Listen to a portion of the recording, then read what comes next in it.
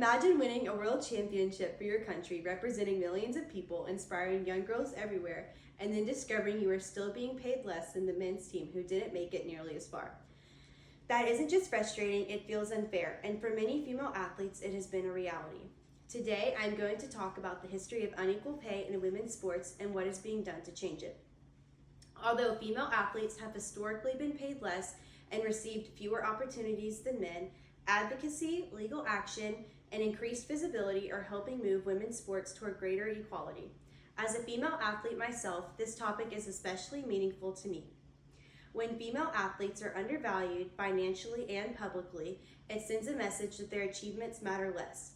This issue has been widely covered by major organizations like CNN, the United States Soccer Federation, FIFA, and academic researchers studying gender equity in media and sports. First, women in sports have faced long-standing inequalities. Female athletes often receive smaller salaries and prize money than male athletes, even when they perform at equal or sometimes higher levels. According to a 2019 report by Andrew Doss published by CNN, the U.S. women's national soccer team generated strong revenue and won multiple world championships, yet they were still paid less in bonuses and base pay compared to the U.S. men's team. The women's team had more international success and higher performance outcomes, yet compensation did not reflect that success. A 2021 study conducted by Cheryl Cookie and researchers from Purdue University and USC found that women's sports receive only about 4% of total sports media coverage. That means 96% of televised sports coverage is focused on men's sports. When coverage is that limited, sponsorship deals shrink, marketing exposure decreases, and revenue potential is reduced.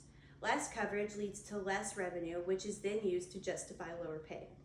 Because of these gaps in pay and visibility, many athletes decided to demand change instead of staying silent. Second, athletes and teams have pushed back against inequality. Legal action became one of the most powerful tools for change. In 2019, members of the U.S. women's national soccer team filed a gender discrimination lawsuit against the U.S. Soccer Federation.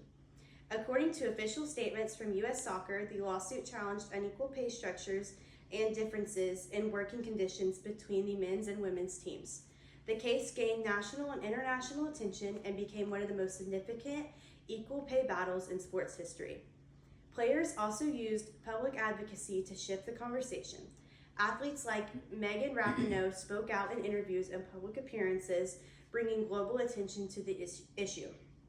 As reported by CNN, these interviews and media appearances helped spark national conversations about gender equity.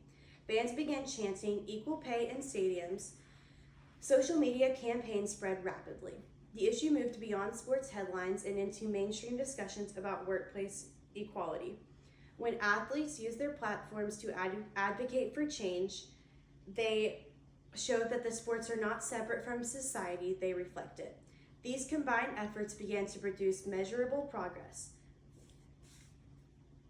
Third, progress is happening, but work remains. In 2022, U.S. Soccer agreed to equalize World Cup prize money between the men's and women's national teams.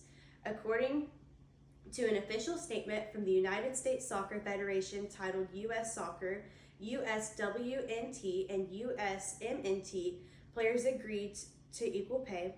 This agreement made the federation one of the first in the world to promise equal pay in FIFA competitions. This was historic. It showed that legal pressure, public advocacy, and persistence can lead to structural change.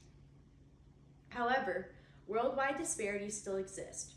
According to official FIFA reports on World Cup prize money, men's teams continue to receive significantly larger total prize pools than women's teams in global tournaments.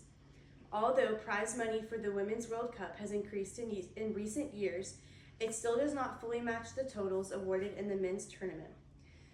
The fight for equal pay in sports reflects a broader conversation about fairness and opportunity. Equal pay is not simply about money, it represents recognition, respect, and the value placed on women's achievements. In conclusion, women in sports have historically been underpaid and underrepresented. They have faced smaller salaries, reduced media coverage, and fewer sponsorship opportunities. However, through lawsuits, activism, research, and growing public support, meaningful progress is being made.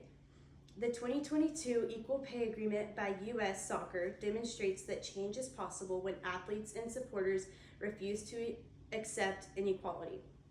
The next generation of girls in sports should grow up focused on winning championships, breaking records, and chasing their dreams, not fighting to prove their worth. Equal pay in sports is not just about balancing numbers on a paycheck. It is about ensuring that talent, dedication, and achievement are valued equally, no matter who is on the field. Thank you.